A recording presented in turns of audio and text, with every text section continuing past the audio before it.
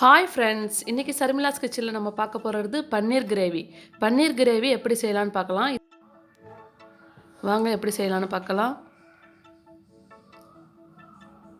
நான் எல்லா இன்க்ரீடியன்ட்ஸும் எடுத்து வச்சுருக்கேன்.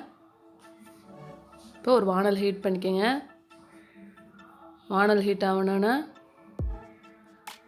நம்ம ஒரு 3 ஸ்பூன் அளவுக்கு ஆயில் சேர்த்துக்கலாம்.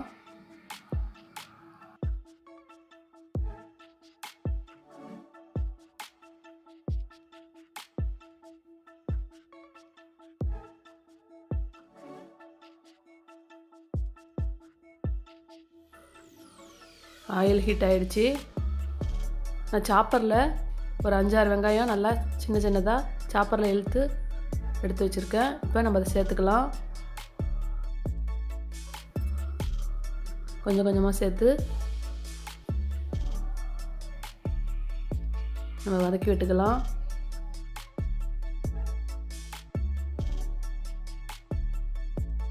கொஞ்சம் பெரிய சைஸ் வெங்காயம் தான் நான் சாப்பரில் சின்னதாக கட் பண்ணி எடுத்து வச்சுருக்கேன். இப்போ அதை நம்ம லைட்டாக வதக்கி விட்டுப்போம்.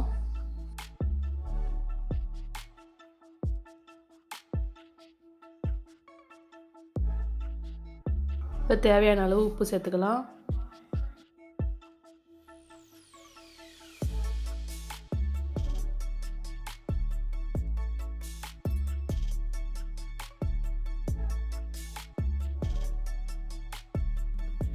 சால்ட் சேர்த்து நல்லா வதக்கிக்கிட்டோம். நான் அதே சாப்பரில் 2 தக்காளி, ஒரு 2 வெங்காயம், அதையும் கொஞ்சம் கொரப்பாக நல்லா இழுத்து விட்டு எடுத்து வச்சுருக்கேன். அதையும் நம்ம சேர்த்துக்கலாம். நீங்கள் ஒரு மிக்ஸி ஜாரில் வேணாலும் கொஞ்சம் கொரப்பாக எடுத்து அரைச்சிக்கோங்க.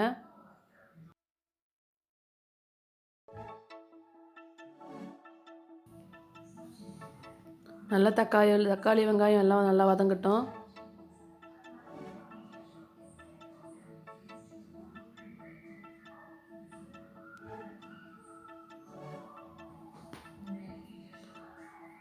தக்காளி கட் பண்ணி போட்டால் ரொம்ப முழுசாக இருக்கும். அதனால் நம்ம கொஞ்சம் கொரப்பாக மிக்ஸியில் வேணாலும் அரைச்சிக்கோங்க. இப்போ ஒரு ஸ்பூன் அளவுக்கு மஞ்சள்தூள் சேர்த்துக்குங்க.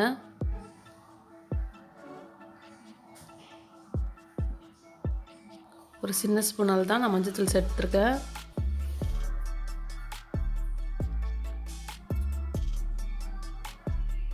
ஒரு 1.5 ஸ்பூன் அளவுக்கு மிளகாய்த்தூள் சேர்த்துருக்கேன். மிளகாய்த்தூள் சேர்த்தோன்னே நல்லா வதக்கி விடுங்க.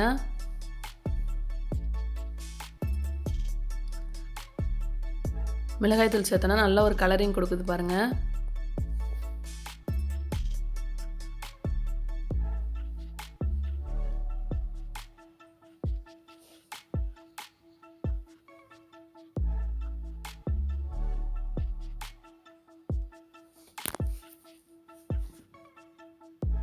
இப்போ ஒரு 1.5 ஸ்பூன் அளவுக்கு கரம் மசாலா சேர்த்துக்கலாம்.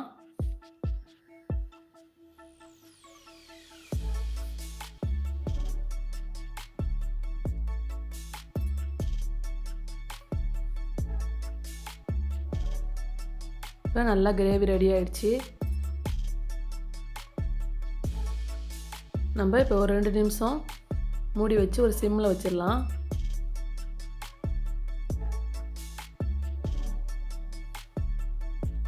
இப்போ கிரேவி கொஞ்சம் நல்லா வெந்துருச்சு. இப்போ நம்ம நல்லா கிளறி விட்டு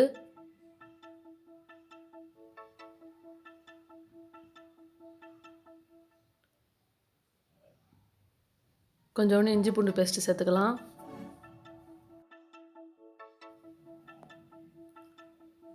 இஞ்சி பூண்டு பேஸ்ட்டு சேர்த்து நல்லா ஒரு கிளறி விட்டுக்கலாம்.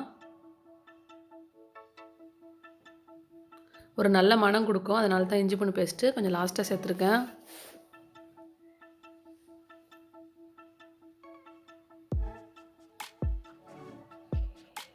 இப்போ கிரேவி கொஞ்சம் திக்னஸாக நல்லா ரெடி ஆகிடுச்சு. இப்போ ஒரு கிளாஸு நம்ம தண்ணி சேர்த்துக்கலாம். நான் இந்த பன்னீர் கிரேவி எங்கள் வீட்டில் 5 பேர் இருக்கிறதால நான் ரெடி பண்ணியிருக்கேன்.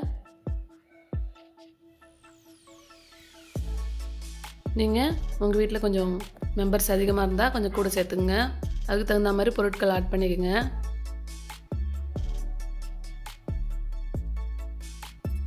ஒரு கிளாஸ் தண்ணி சேர்த்து நல்லா கிளறி விட்டு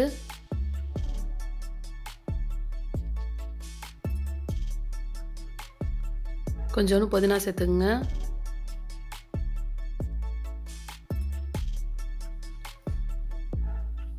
இப்போ ஒரு 5 நிமிஷம் மூடி வச்சு கொதிக்க விட்டுருக்கேன்.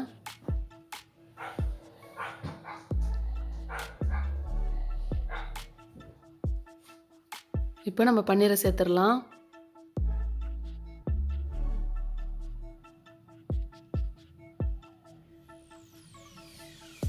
பன்னீரை கொஞ்சம் கொஞ்சமாக சேர்த்து நம்ம லைட்டாக கிளறி விட்டுப்போம்.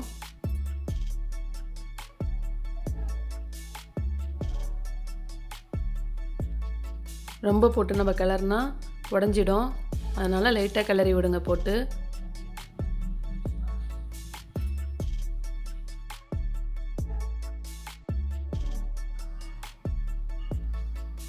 அப்படியே லைட்டாக கிளறி விடுங்க. கிரேவியை மேலே போட்டு பன்னீர் மேலே போட்டு நல்லா கிளறி விடுங்க.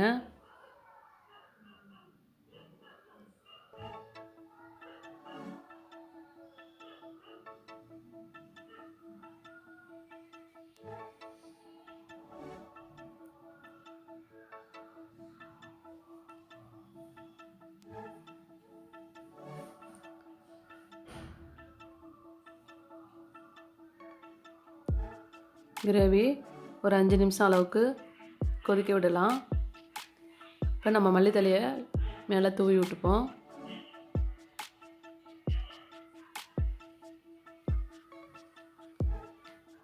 தூவி விட்டு ஒரு மூடி போட்டு கொஞ்ச நேரம் பன்னீர் வேகட்டும். பாருங்கள், அருமையான பன்னீர் கிரேவி ரெடி ஆயிடுச்சு.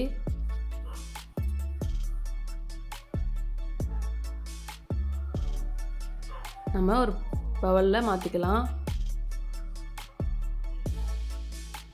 சூப்பரான பன்னீர் கிரேவி ரெடி ஆயிடுச்சு.